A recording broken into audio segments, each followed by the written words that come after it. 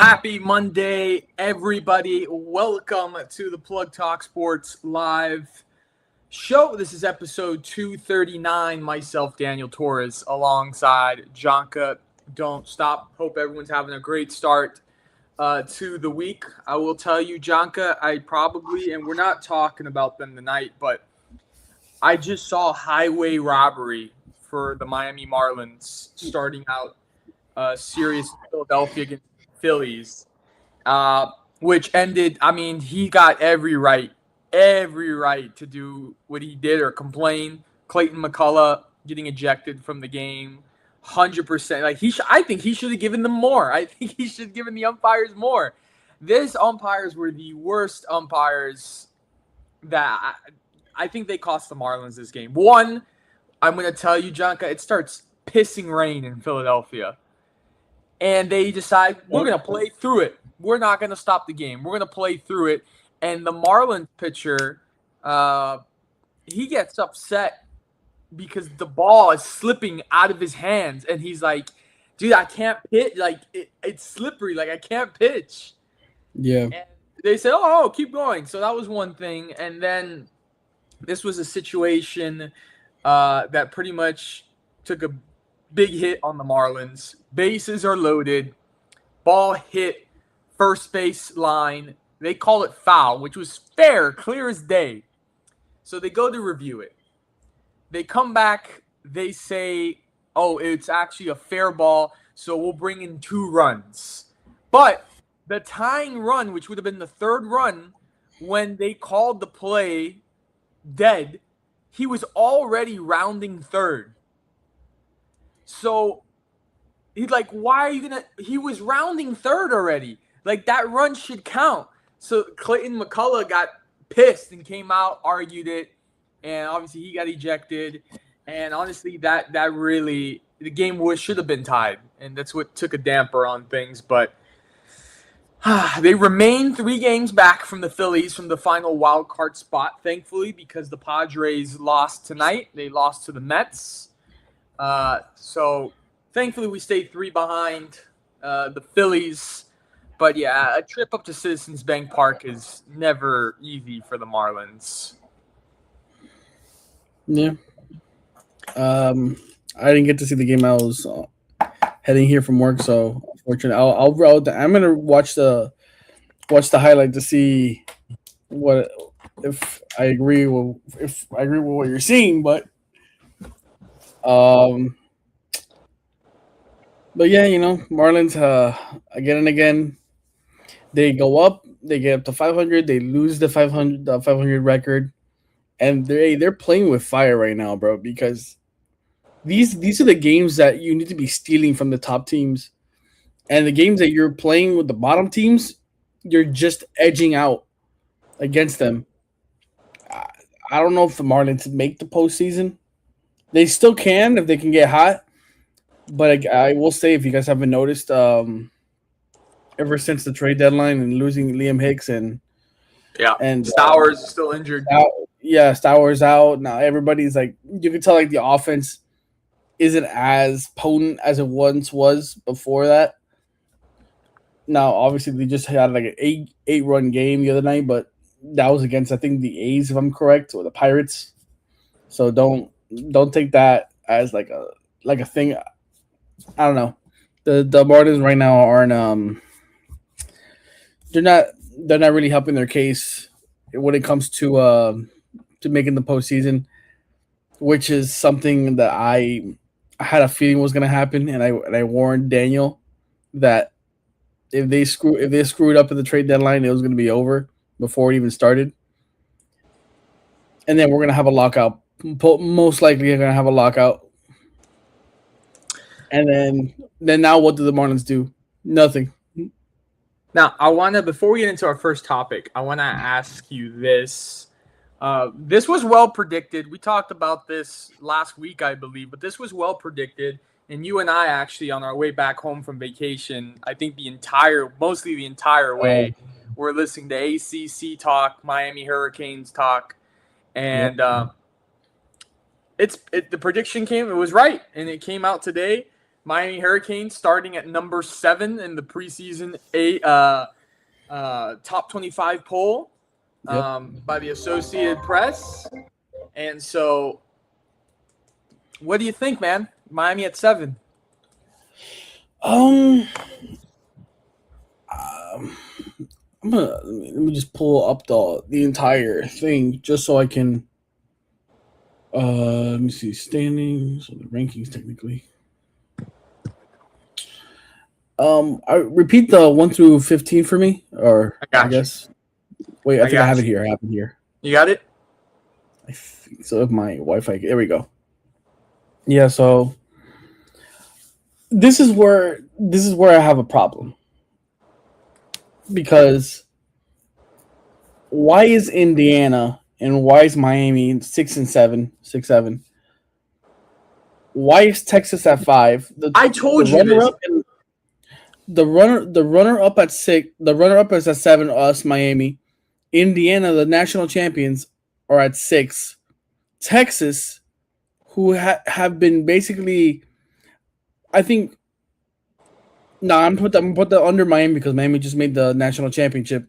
Texas has been more all talk and no action than Miami has in, I think, for a long time. Even from we were in the national championship in 2001 and 2 and 3. Yep. Texas has not done anything to even deserve to be at number 5. Sure, they got Arch Manning, which is a little bit overrated to me, and they got Cam Coleman, the receiver, which I'm excited for. I am going to be brutally honest. They're a good team, but they haven't shown you any reason to be at number 5. Notre Dame, we beat Notre Dame last year. Why is this even a thing? They lost a lot of offensive production, losing their star 2 running backs, Malachi Fields, and their star tight end, Eli Raridan. Why are they at 4? Or Georgia, I can understand. Oregon, bro, didn't Indiana absolutely whoop Oregon's ass? And didn't Miami also beat Ohio State's ass? I'm not understanding this concept. I really think that the champion and the runner-up should start 1 and 2 always. That's what I think. I told you that last week. And then plus, Ole Miss. Why are they behind Texas A&M? Ole Miss made it further into the playoffs last year than Texas A&M did. They were able to score more points on Miami than Texas A&M was the entire time. And Alex Donald was saying this, and it's to a good point. Why is Missouri ranked?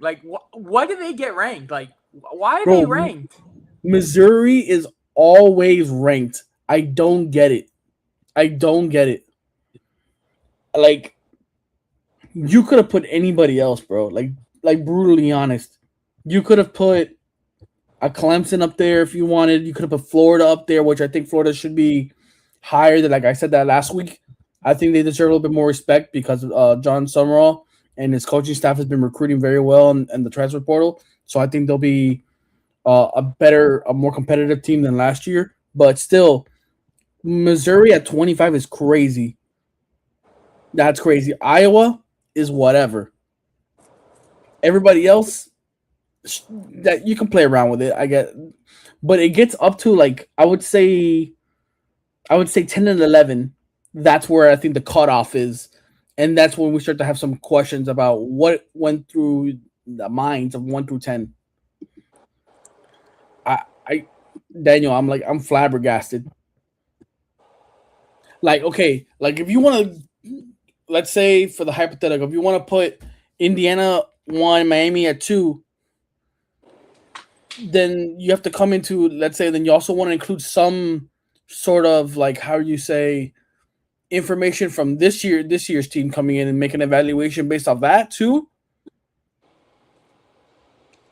I mean, Indiana, Miami, or Miami, Indiana, 1 or 2 or 2-1 could be the case. I'm at loss for words right now. I've went through TikTok, Instagram. I think I've seen I don't know how many people complain about this top 25. But and this is the first time in years that Alabama is out of the top 10. I mean, as they should, honestly. Yeah, I think agree they're with going to be that. starting the quarterback, Keelan Russell. So we'll see how he ends up being. But oversights, I don't know anybody else besides Alabama, besides the quarterback I just mentioned, Keelan Russell, and Ryan Williams, the receiver. Anybody else, I do not know. Daniel, I'm not even kidding you. I don't know anybody else on the Alabama's roster, which is shocking. But like, for anybody that doesn't know or doesn't know me or hasn't been watching the show at all in the last couple of years, that yes, I don't like this this preseason or like week one. Ignore it, bro. Ignore it and just wait until I'm gonna say it week 6, week 7, like I always do, especially because I think Miami plays Notre Dame week 7. I think I'm pretty sure week 7 or week 8. So that's when we're gonna see some actual movement. Because I feel like if Miami does beat Notre Dame, I think Notre Dame and Miami are gonna go undefeated until that point, and they're gonna both face each other undefeated, and one team's gonna walk out of there with a loss. Yeah. If Miami wins that game,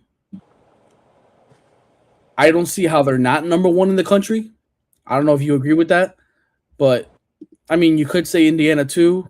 If Indiana still is undefeated, are you saying after like if they beat Notre Dame?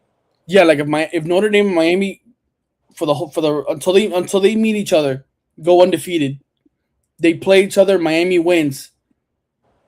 Miami knocks off, I guess, whatever Notre Dame would be. Notre Dame's at 4 right now. So if you're expecting Georgia, Oregon, or Ohio State, by the time they play Miami to lose, Notre Dame will probably be either 3 or 2, maybe 1, depending if something happens. Because I don't think. Let me see. Who does Ohio State play? I was gonna say it depends on the other teams as well. Ohio State plays number 5 Texas, number 6 Indiana. Okay, so Ohio State could be. Damn, they play number 2 Oregon. And Ohio State is playing a tough game, Schedule this year. Yeah, I could see them lose one of these games just because I don't believe in Julian saying. Oregon, I think they're going to go down. I think they're going to lose the game. I think it's going to be to Ohio State or Indiana. I think they do play. If I could be wrong, no, they don't play each other. They do play USC. They play Ohio State. And they play Michigan, and they play Washington. I think Oregon's not going to finish in the top 10, and not in the top 5. I mean, one game is not not like a big crazy thing, but still,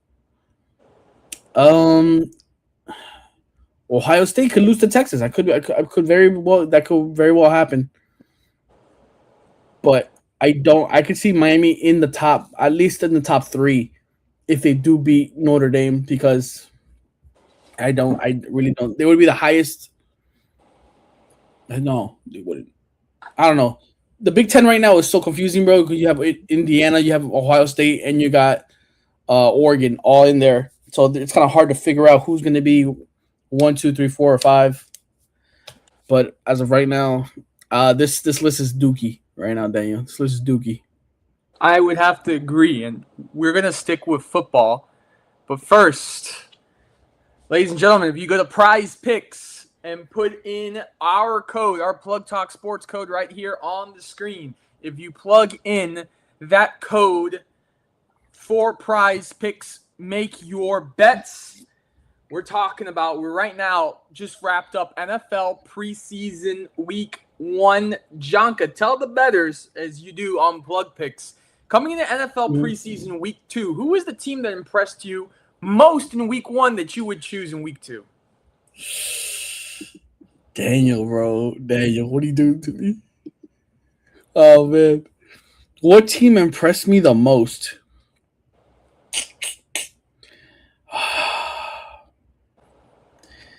That's a tough one, bro. That's a tough one.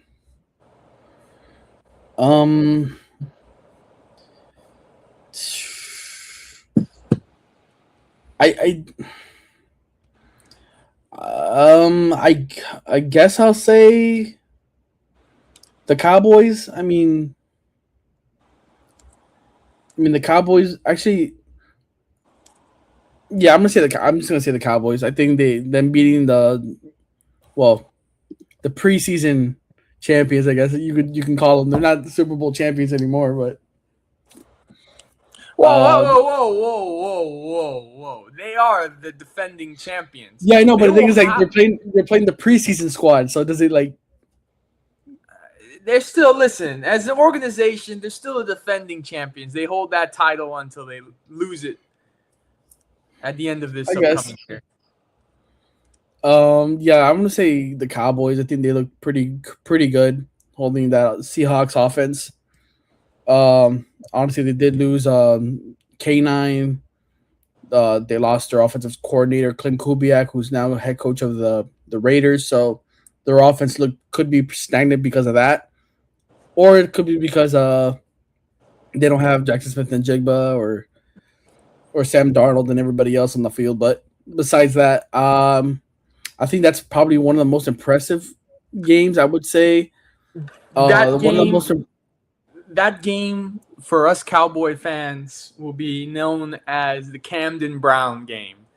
2 touchdowns, including one-handed grab in the end zone for a touchdown. He looked great, and then we just signed Von Miller, 1-year deal, which we had to let go of wide receiver Trajan Holden for that. I think I'll take that. Yeah. Janka, adding Von Miller, who had 9 sacks with the Commanders last season. I mean, that is a great veteran pickup, veteran presence to this defense.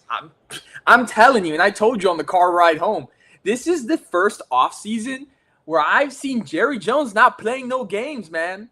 He has been serious this offseason, and I'm loving it. I'm loving it. Daniel, what have I told you for years? Haven't you noticed how this is probably one of the most exciting off seasons for the Cowboys so far? Would you say? Yeah. And what have I been telling you? The Canes Cowboys connection is inevitable, bro. It's there. What is the luck that the Canes and the Cowboys all of a sudden are clicking out of nowhere? When we were crap, we were crap. When we had our ups, we had our downs. But now all of a sudden, it just seems like everything is clicking. We have the offense figured out. The defense is getting better. We have the quarterback. The whole situation is getting good. The head coach, bro, everything is lining up. Can you just imagine, Daniel, if, please God, if the Canes win the national championship and in the same exact season, the Dallas Cowboys win the Super Bowl? Listen, I don't want to hear anybody else tell me for the rest of my life that I don't know sports, because I've been saying this for years, that the moment one wins, the other is going to win. Jonk, I'm telling you right now, if the Cowboys were to win the Super Bowl this year, No. Hold on. If they win the Super Bowl this year, right after Spain wins the World Cup, you may not see me. You may not see me for months. You may not see me and if Real Madrid goes on and wins the Champions League this year, bro, it would probably be the best sporting full calendar year that Daniel Torres has ever experienced. I mean, we got Ferrari is in title contention for the constructors. Lewis Hamilton, who's been such a poor place for years now, stuck on that 7th world championship, is second, battling with Kimi Antonelli for the world championship. I mean, I'm having a heck of a sports year, man. Heck of a sports year. But yes, the Cowboys Super Bowl. Oh, don't get me started. Don't get me started, bro. For anybody that doesn't know, 2026 has not been the best year for me. I lost the national championship. I lost in the Super Bowl. I didn't get my Champions League prediction right. All my teams have been losing so far this year. But so far, I mean, I'm not gonna lie, 2027 is looking up to be a pretty good one. Hopefully, God's like, yo, let's flip the script at least for this guy, bro. This guy's lost too much already. And I'm excited for Canes basketball, which apparently we might be getting back one of our star players from last year for a 5th year of eligibility, Malik Riano. Daniel, I don't want to get ahead of myself. But can we see a Canes March Madness champions? Can we see a basketball championship? We'll have to see, man. That would be insane, Daniel. That would be insane. We'll have to see. Let's go out around the horn here for preseason week 1. We had the Bengals in a 2-point victory over the Detroit Lions, 16-14. Steelers dogging the Packers 28-9. Then your Patriots ended in a 13-13 tie with the Indianapolis Colts. Yep.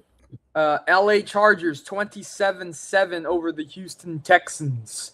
Arizona Cardinals 27-14 over the Las Vegas Raiders, which I know Carson Beck didn't play, but in the Hall of Fame game, he looked fantastic. Mendoza actually looked fantastic as well for the Raiders. Tennessee Titans 19-13 over the San Francisco 49ers. Tampa Bay Buccaneers 24-16 over the New York Jets. The Washington Commanders 20-7 over the Miami Dolphins, who are not looking good at all.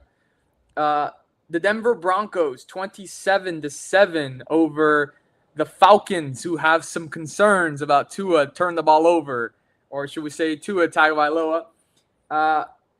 The Vikings 13-10 over the New York Giants. The Bills in their new Highmark Stadium 29-14 over the Carolina Panthers. Chicago Bears 34-10 over the Cleveland Browns. The Jacksonville Jaguars 24-20 over the New Orleans Saints.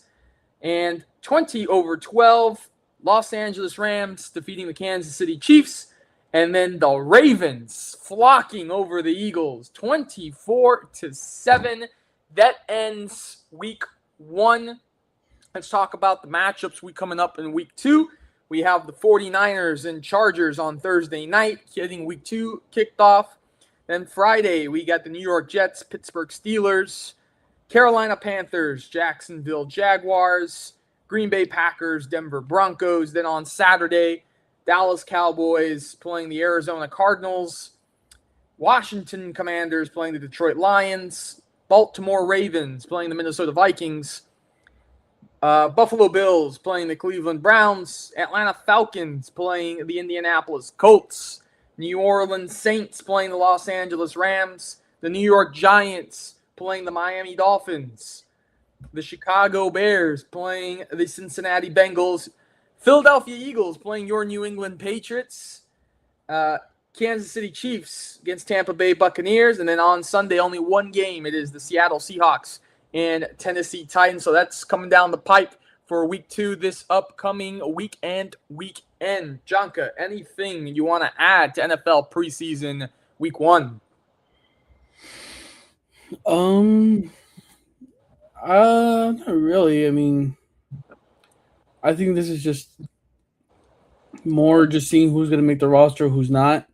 I would like to see more of like the Bills offense and how they're going to look like. Probably going to see if I can catch a Buccaneers game just to watch my boy Ruben Bain play. They play the Chiefs, which I'm excited to see that. That's at 7:30 on Saturday, I think, if I'm correct. Yep. Yeah, and then anybody else? Not really. I mean, I would like to see Cam Ward play the Seahawks and see how he does, but overall, this is just preseason. Even though it is football, I have to enjoy it. Yep. But as of right now, we're just technically 2.5 weeks away from actual NFL football. College football. Yeah, in college football. Hey, it's a good time. It's a good time. It's a good time. It's best time of the year, I gotta say. But folks, again, don't forget Prize Picks. Here's our code on the screen. Use it when you go on the app. Make your bets, and as always, bet safely, as Jonka always says. Unless you're me. This is a topic that we talked about in the car on our way back from vacation. Should Miami leave the ACC? Obviously, this came up as there is a ruling that you don't have to wait 5 years anymore to switch conferences. So there's a lot of buzz. Should Miami dip the ACC and join another conference? Now, Jonka, here's the thing. Yeah. You join SEC, you join Big Ten. Of course, it's box office, it's business, it's money. It's a great decision for the University of Miami. Yep. Business-wise, I say it's a great decision. But when you start to think about it competitively, which I told you in the car, yes, in this past playoff run, which people will use, we beat Ohio State, we beat Texas A&M, we beat Ole Miss. Yes, you did in one playoff run, but can you do that consistently being in the conference? And granted, knowing Miami has not been able to win the ACC, they've only made one ACC title game against Clemson, and they got blown out, which I do think Miami has a good chance to make the ACC title game this year, which I agree with you, Jonka, that you've told me throughout the years the Hurricanes have had more bad teams than actual good teams. If they were to go to the SEC, which is where I would want them to go because it's closer to home, I think Big Ten would mean a little bit more traveling for the Hurricanes. Yeah. I would like them to go to the SEC. If they can't win the ACC competitively, does it make sense for them to join the SEC and leave the ACC, even though it is a smart business decision? Assuming that they were to leave the ACC after this season or next season and not having won the ACC championship, I wouldn't like it because obviously I would like at least to leave with something. Yeah. Saying that you at least won the conference once, because then you're going to have that lingering over in your program for years to come. Hey, wow, you can win let's say Miami goes to the SEC and they win the SEC. Oh, you could do the SEC but not the ACC? Yeah, it would make sense. It would not make sense at all. But again, it goes back to what you said before, what I had mentioned before, that Miami throughout the years, I don't know how many years we've been in the ACC. I think it's 2 decades or something like that. I think it was 2007, I think, that we joined the ACC. For everybody that doesn't know, Miami has been absolute donkey butt. Except for like a couple years, like let's say 2017, which is like one of the best years like I've ever witnessed for except for getting blown out in the ACC championship game. But overall, the rest of the teams have not been good. We've had like some good players, some good years, but not. You couldn't say that team was going to win the ACC championship game. So, you have that to think about. Like Miami never had a chance to win the ACC championship. In those cases, like the program wasn't anywhere near what it should have been. No one really cared about Miami anymore. Like even the athletic director Blake James, yes, I'm calling him out. He did not care about the football program. He just cared about making his money and just doing whatever. He didn't care about the program. I'm gonna come out and say it. I think we'll win. We were gonna win the ACC championship game if we had made it this past season, but because of ACC tiebreaker rules. Yeah, and tiebreaker rules, which is idiotic on their part. I think Miami got kind of like robbed in a way. If they robbed somebody else of Louisville or Georgia Tech or whoever else from SMU. Contention. Yeah, they did everybody wrong. But again, I think this year, Miami does make the ACC championship game. I think at most we lose to Notre Dame because it's in South Bend and it's in the cold, and they're a tough team, well coached. Besides that, that's considered a non-conference game, so that doesn't affect ACC play. It doesn't. Yeah, they would be undefeated with one loss, to a top ranked team, you can make the argument, yeah, if they lose by 3 points to Notre Dame, do they fall really that far? And if they win the ACC championship game, you're most likely going to be a top 4 team with a bye week. Gee, do you imagine having a bye week last year, Daniel, instead of having to go through that gauntlet that we went through? Bro, and we still made the national championship. So, besides that, I would love to go to the SEC. I love the ACC. Don't get me wrong. I love watching the teams play and how the variety of going up and down the East Coast. But I would love to, it would benefit the players. It would make us more money. And plus, I get to visit more, I get to visit Florida State. If they join, that's another conversation we had. If they were to join, we play Florida every year. Yep. That's automatic money maker. We would play Georgia. We would play Ole Miss. Alabama. We would play LSU, Alabama. Bro, you mean to tell me UM versus that's money, Daniel? That's record-breaking money. You mean to tell me the U, where it is right now in this moment in time, versus all those big schools every single week? Nah, that's billions, Daniel. That's billions. And honestly, every SEC school, any Miami game against an SEC school is phenomenal. Miami, Tennessee, it's great. It's great TV. It's great entertainment. How the SEC hasn't come out and said we want Miami to join the SEC right now is borderline psychotic. How that hasn't come out is retarded to me, Daniel. Seriously. I think that if you guys win the ACC this year, you guys should just say, all right, we got our ACC title. We're dipping. We're going to SEC. I wouldn't mind it. Now, we did hear on a podcast, shout out Alex Dono. Locked On ACC.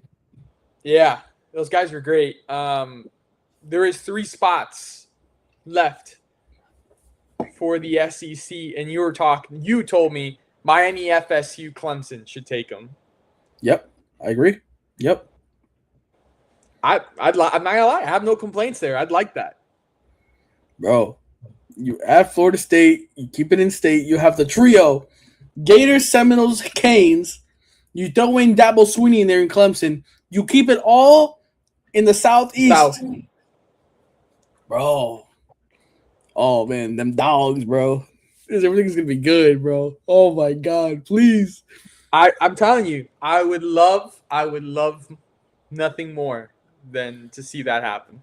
And plus, it would benefit me more because now I've never been to a Georgia game. Now I get to see Miami versus Georgia. You get to see Miami versus, I guess, Ole Miss, LSU. I've never been to Baton Rouge. It's a good excuse to take a 1-hour flight to Atlanta and see Miami versus Georgia in Mercedes-Benz Stadium. Exactly. Plus, go Mercedes-Benz. Kimi Antonelli, driver championship. That would be one hell of a game in an amazing stadium. Where's the national championship this year? Do anybody know?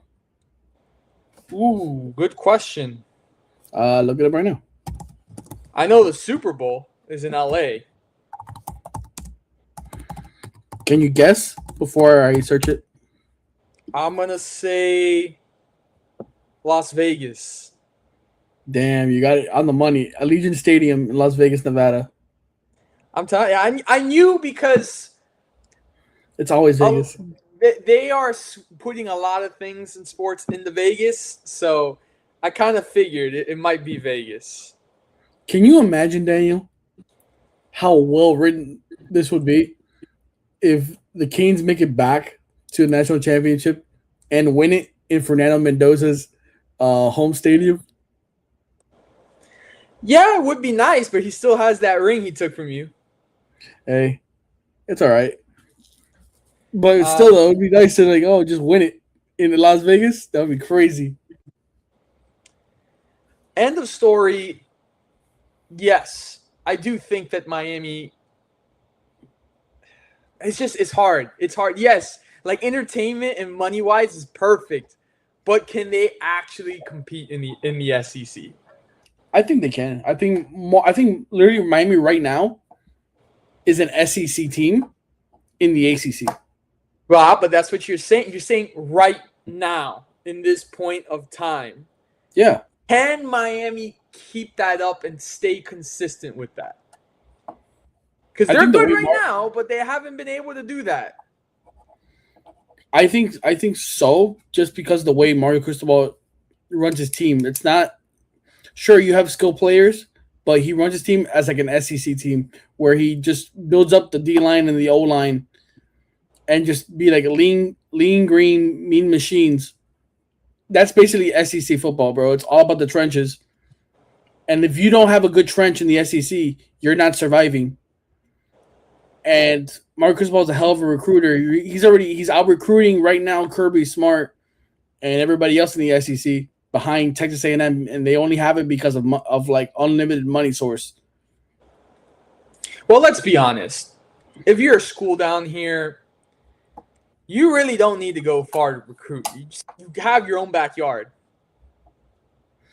And Mario is literally getting people from Las Vegas, Chicago, New York, Maryland. He's going across the entire nation for these people, because now all of a sudden the idea that you're trying to sell since you've been here, since you joined Miami, is now like a proven concept. We're like, oh, I can see what you're talking about and why I stayed here for all these years, and now I get to play for you.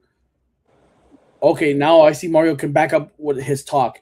They were literally a couple snaps away from possibly winning the national championship.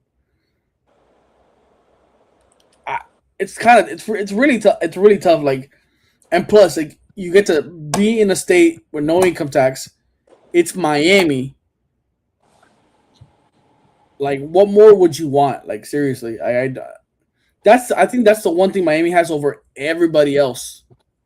That it's like, where would you rather win? Would you rather win in Texas? Would you rather win in California? Or would you rather win in Miami? It's a hard argument to beat. Yeah.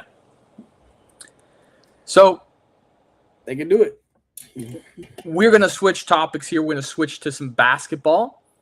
So the 2026-27 Miami Heat schedule, it's out. It is a loaded schedule, especially after adding the Greek freak Giannis Antetokounmpo.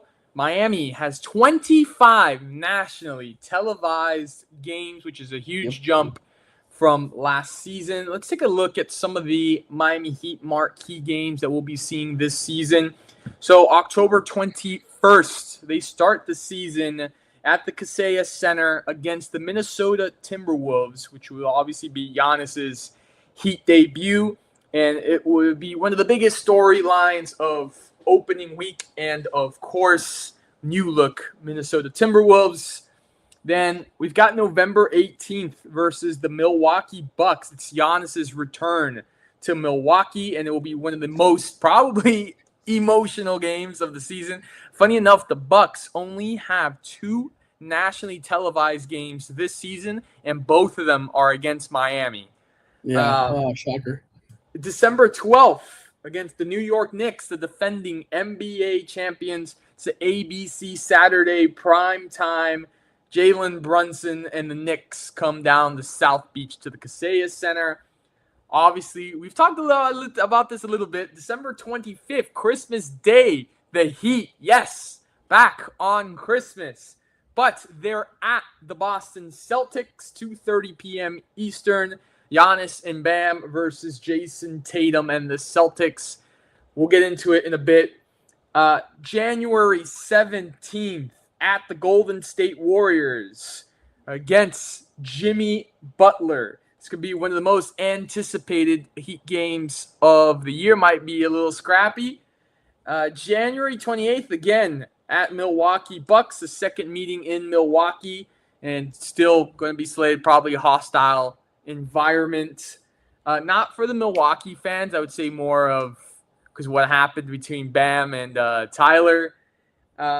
January 30th, ABC Saturday prime time, part of NBA Rivals Week. It will be the Philadelphia 76ers, LeBron in town to face the Heat. Then we've got February 15th versus the San Antonio Spurs, Giannis versus Victor Wembanyama on President's Day National Showcase at 4 p.m. Eastern. Then we've got March 21st versus the Denver Nuggets 2023 NBA Finals rematch, Giannis and Bam versus Jokic. And then April 11th versus the Orlando Magic. At this point in time of the season in April could have big playoff implications. But Jonka, which matchup or what point in this schedule are you looking forward to the most? Postseason. Postseason, okay. I mean, yeah, we all want postseason. We're making it.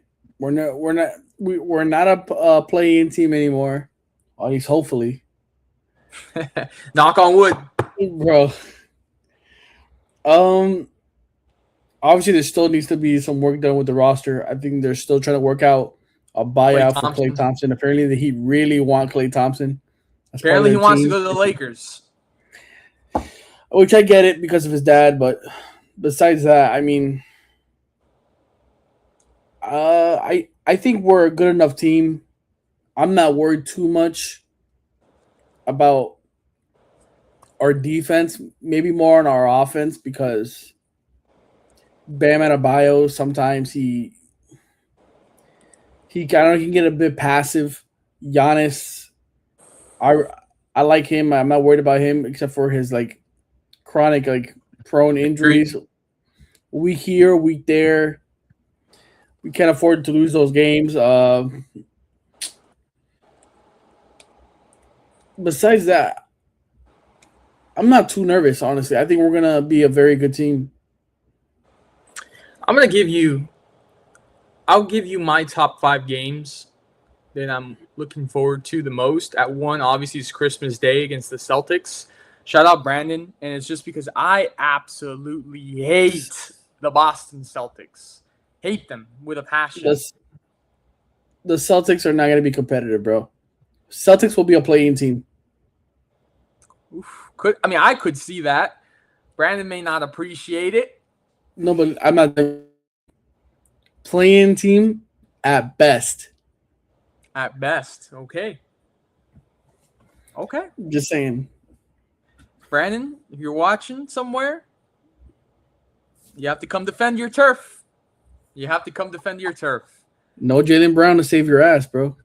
It's Jason Tatum coming off an Achilles tear. I need to see it to believe it. Now he has to carry the load. Jaylen Brown showed that he could do it. Now I need to see you do it. Or else this team is – I don't believe in Hugo Gonzalez to do it. Maybe they traded the wrong Jaylen. Very true.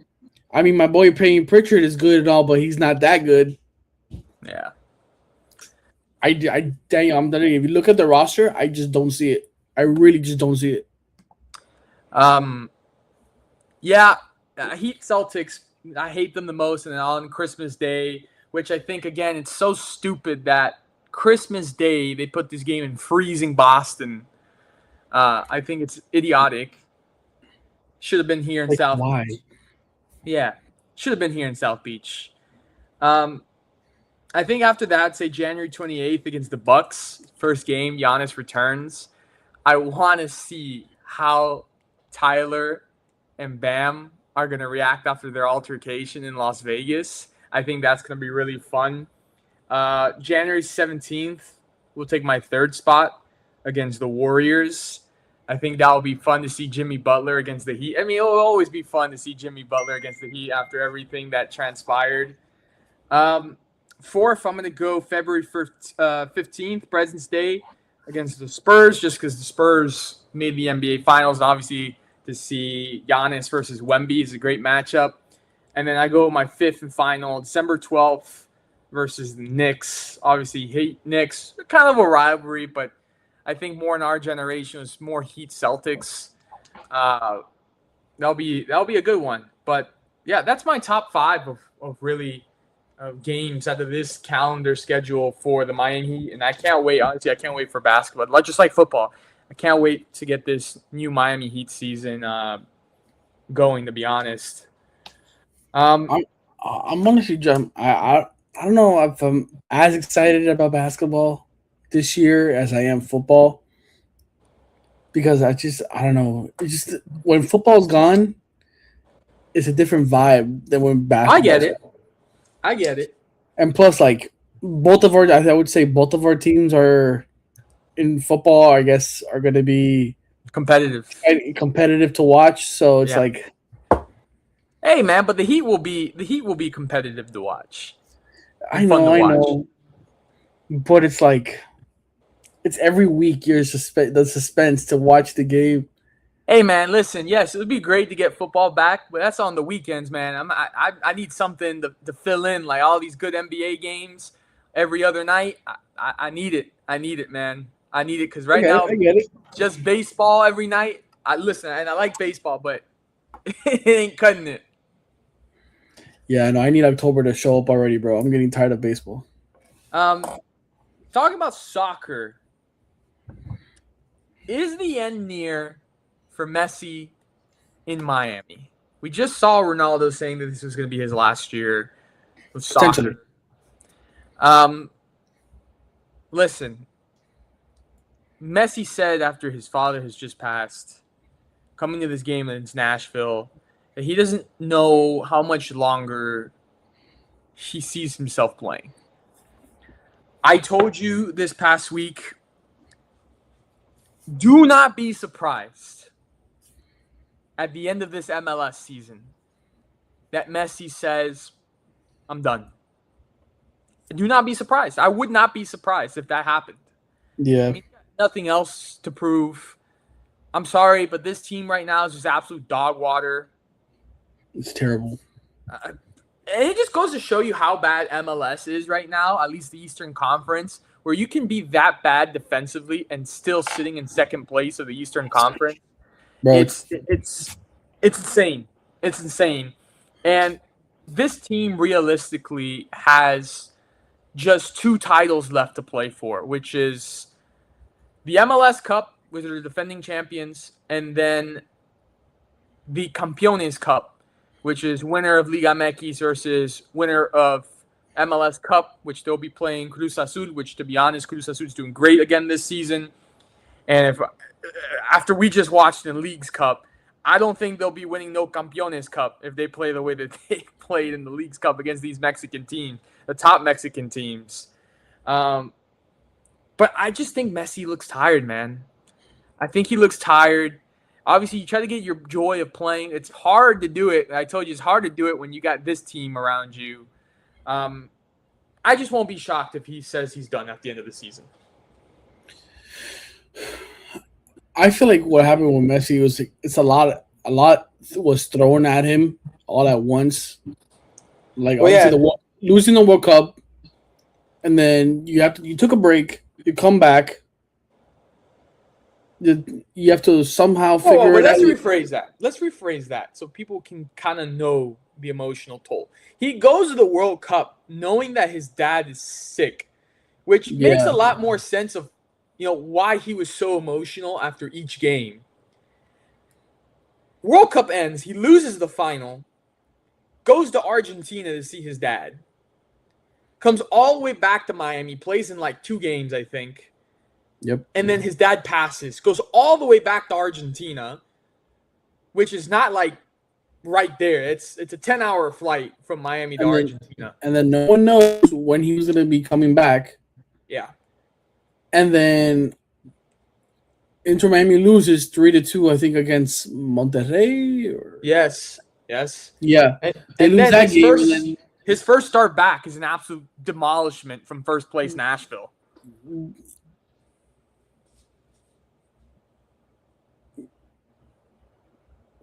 No, I think he comes back against He came off the bench. That game that they had to win in the Leagues Cup, they lost. Yes. He came off the bench, but his first start was against Nashville. Imagine, like, you're like, oh hey, my team is on the brink of elimination. I have to come back and play, and then you lose. So you get eliminated. You lose, and then you get blown out by Nashville 4-1. Well, you're on the brink of elimination. You lose that, and then you got to play the first place team in the conference and get blown out. Like I feel like it is just a lot. Plus the team adding on to that the team is absolutely bad. Like Suarez is whatever. I think he continues to play. I don't think he retires. I think he continues to play, but I think he tells Jorge Mas and the ownership that hey, like we need a new squad. Like Rodrigo DePaul, hey, it was great that winning the MLS Cup with you, bro, but you're out. Suarez, you're out. Casemiro, I guess you can keep him. I guess he's not a terrible You just player. got him. You just got him. Yeah, so you try to use those two designated slots for some other players you can try to bring in. You bring in a new manager, one that like is an actual manager, not an idiot in a jacket. I think this team just needs a good mental state with this team because obviously losing your dad is going to take a little while to recover from that. So I don't know what's going to happen this season. I don't think we win this season, but I wouldn't be shocked if we did because you never know. Messi can just turn it on and everything seems to be clicking. But I think after this season, I think he could retire, but also he could just say, "Hey, let's just stop with the BS and just let's actually get a squad ready. Give me some actual players, some playmakers, and then we move on like that." I mean, I think Janka, I think that management needs to have a real serious conversation at the end of this season because they invested so much money coming into this season to be a global club, saying that their main objective was to win the CONCACAF Champions Cup, which would qualify you for the next FIFA Club World Cup. They get bounced out in the first round by Nashville. So Nashville's had their number this season. I think this team just has no unity. This team has no unity, bro. Ever since Alba left and Busquets was out, like there's no cohesion with the team. Like everybody was on the same page when those two players were on the field. Now it just seems like it's a mismatch. Like Suarez comes in every so often. Casemiro just came in. Like, what am I just getting thrown into the fire? Messi is like, bro, what is this right now? And then Rodrigo DePaul is literally not helping anything because I feel like he's one of the biggest problems with the team and why it's not working because he just gives up the ball so many times. Is eating basically poop on the field. Like he's not really helping Messi when Messi needs a breather or needs to like set up a play or whatever he's doing.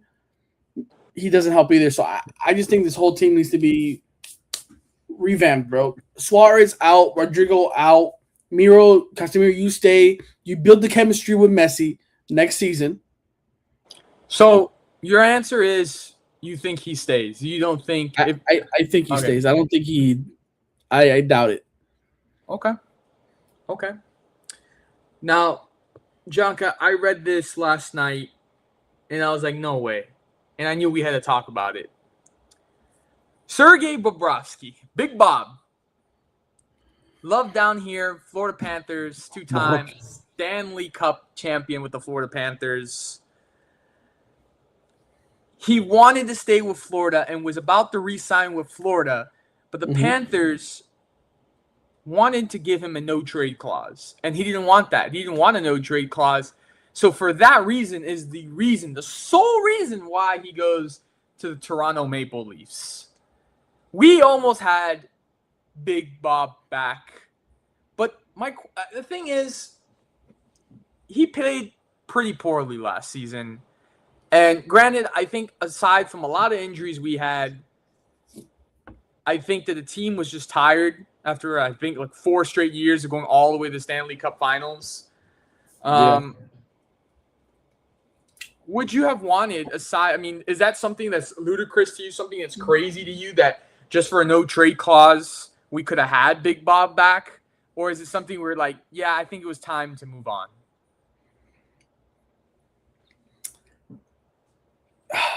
So let me get this right. So Bobrovsky wanted a no trade clause, or he No, the didn't want it? Panthers were giving him a no trade clause. He didn't want the no trade clause. Now fill me in again. The no trade clause. Exactly what does that mean? This can't get traded. That he cannot get traded. No. Oof. So maybe he was thinking, hey, if this starts poorly, if this just doesn't work out at some point in the season, I can ask for a trade or get traded. Yeah, And the Panthers basically said with the no trade clause, no, we're going to re-sign you. We want you here. We're not going to trade you. I mean, I can see both sides. I really can. But I will have to agree with the Panthers. Like, if we intend to sign you, we intend to keep you. Plus, you're a veteran. You have the leadership. You have the experience that if we ever need you, you can come in. So we don't intend to trade you. If that's the case, right? If he has that 100% guarantee that he's not going to get traded, then I can. Then that's the whole point. Man, that's a tough one, Daniel. Really. And on top of that, you go to the Toronto Maple Leafs. Yeah, that's a stinger right there. Like, the Leafs, really? Now, Daniel, here's a question I gotta ask you now. Now, the moment we match up with the Maple Leafs in the regular season or in the playoffs, are you gonna feel like a little sting every time we score on Bob? No. No? No. At the end of the day, listen, I'm a competitive person. I like to win. You made your decision. You're on the other side. I always love you and appreciate you for everything you did for the Panthers and the amazing performances that you had and the Stanley Cup memories. But you're on the other side now, buddy. Especially with our squad this year. Oh, we're gonna be stacked. We're loaded. We're ready to go again. We're coming for the hunt, bro. We're hunting this year. We're ready. I don't think we lose like 10 games. Okay, well, hold on. We're like, relax. Let's not go that far, but hey, Daniel, we're stacked, buddy. We had the whole year off, whole year and a half off. We're good now. We got the Kachuk brothers. Yeah, we're gonna. The only time the Carolina Hurricanes actually get a chance to win something is when the Panthers don't make it to the playoffs. And what's their name? The Oilers. What happened, bro? Yeah, they were down bad too, man. Can you imagine that, bro? That would be cinema. If we play the Oilers again in the Stanley Cup final. Oh my god, we beat them again. If I have nightmares to this day of hearing the name Leon Draisaitl or Stuart Skinner. Connor McDavid, man. But yeah, I mean, it's not gonna sting for me, but I am gonna miss Big Bob, and I agree with you. I see both sides of the coin in this situation, but it is what it is. It's what happened, and I think it's gonna be a great hockey year for our Cats, for our Florida Panthers. I agree. That's gonna do it for us tonight. Just hit the hour mark. We hope that you guys enjoyed this episode 239. Next Monday will be the last episode of the month of August. As I believe it's the last episode of the month of August, should be. As we head towards September, and the good times, good topics are coming up as football is coming up, and obviously basketball fast approaching. So once again, we thank you all for tuning in, We hope you enjoy all of our content. Subscribe to our YouTube, TikTok, X, Instagram for all of the updates. And have a great weekend, or a great week, should I say. God bless, and we'll see you next week on Plug Talk Sports. And don't forget,